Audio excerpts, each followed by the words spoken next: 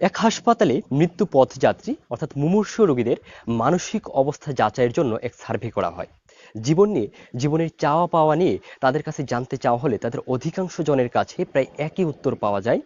এই জীবনের মহিপড়ে বন্ধু বান্ধব অফিস নিয়ে এতটাই ব্যস্ত হয়ে পড়েছিলাম যে নিজের মা বাবাকে সঠিক সময় দিতে পারিনি, এবং মানুষ কি বলবে এটি ভেবে নিজের জীবনকে উপভোগ করতে পারিনি। তো বুঝতে পারছেন আজকে কোন বিষয় নিয়ে কথা বলতে যাচ্ছি। এরকে ছোট্ট একটি প্রশ্ন করি। ধরুন আপনার কিছু বন্ধু আপনার সম্পর্কে বিভিন্ন নেগেটিভ কথা অন্য কারের কাছে আপনাকে শুনিয়ে শুনিয়ে বলছে। ওই মুহূর্তে আপনি কি করবেন? নিশ্চয়ই আপনি কথাগুলোর উত্তর দিতে যাবেন। কিন্তু আমরা ভুলগুলো করি ওই জায়গাতেই। কিন্তু প্রকৃত বুদ্ধিমানের কাজ হচ্ছে নীরবে সেই স্থান পরিত্যাগ করে যাওয়া। সেই স্থান পরিত্যাগ করে অন্যত্র চলে যাওয়া। আপনি যখন এই কথাগুলোর উত্তর দিতে যাবেন তখন দেখবেন ওই কথাগুলো আপনার পিছু ছাড়বে না। ধরুন আপনার বাইক আছে, আপনি প্রতিদিন তা ক্যাম্পাসে নিয়ে আসেন। তখন দেখবেন একদল ছেলেমেয়া থাকবে যারা বলবে দেখ ছেলেটার ভাব হয়েছে শো অফ করার জন্য প্রতিদিন ক্যাম্পাসে বাইক নিয়ে আসে। আবার ধরুন আপনার বাইক আছে কিন্তু ক্যাম্পাসে নিয়ে আসেন না, অনেকেই জানে। তো সেক্ষেত্রে দেখবেন অনেকেই বলবে যে দেখ ছেলেটা কি কৃপণের কৃপণ, বাইকটা ক্যাম্পাস পর্যন্ত নিয়ে আসে না, নষ্ট হয়ে যাবে, পুরনো হয়ে যাবে ভেবে। তাহলে দেখেন আপনি যেই কাজটি করছেন সেখানে আপনি সমালোচনার শিকার হচ্ছেন। ধরুন আপনি একটি বিজনেস শুরু করেছেন, আপনি স্টার্ট আপ আছে। তো অনেকেই দেখবেন এভাবে মজা করে বলবে কিরে কিসে নাকি অনলাইনে বিজনেস টিজনেস হ্যান ত্যান অনেক কিছুই করিস, কই টাকা পয়সা ইনকাম কই। ওই কমেন্টগুলা বা এই কথাগুলো দেখবেন তারাই বলে যারা এই অনলাইন বিজনেস সম্পর্কে বা একটি স্টার্ট আপ শুরু করার পর কোন কোন স্টেপের মধ্য দিয়ে যাওয়ার পর একটি প্রফিট আসা শুরু করে, এই বিষয়গুলো যারা জানে না তারাই এই নেগেটিভ কথাগুলো বলে, তারাই আপনাকে নিয়ে ট্রল করে। আজ থেকে ৩ বছর আগে যখন আমি প্রথম টিউটোরিয়াল আপলোড করেছিলাম তখন দেখা যাচ্ছে অনেকে অনেক নেগেটিভ কমেন্ট করেছিল, আমি কোনো কিছুই বলি নাই। এরপর এই টিউটোরিয়ালগুলোর উপর ভিত্তি করে 10 মিনিট স্কুল সহ বিভিন্ন কোচিংয়ে আমার ডাক আসতে থাকে।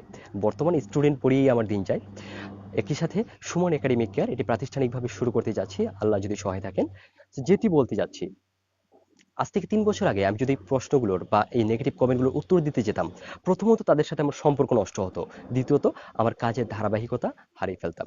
যেটি বলছিলাম, আপনি গান করেন, চিত্রাঙ্কন করেন, ডান্স করেন, যাই করুন না কেন তা যখন আপনি ইউটিউব ফেসবুকে আপলোড করছেন দেখবেন কিছু লোক থাকবেই যারা আপনাকে নেগেটিভ কমেন্ট করছে, হাহা রিয়েক্ট দিচ্ছে। একটু খেয়াল করে দেখবেন এই নেগেটিভ কমেন্ট বা হাহা রিয়েক্টগুলো তারাই দিচ্ছে যারা আপনার কাজ সম্পর্কে বিন্দু মাত্র বা ন্যূনতম, যাদের কোনো জ্ঞান নেই, যারা আপনার গানের গ পর্যন্ত জানে না।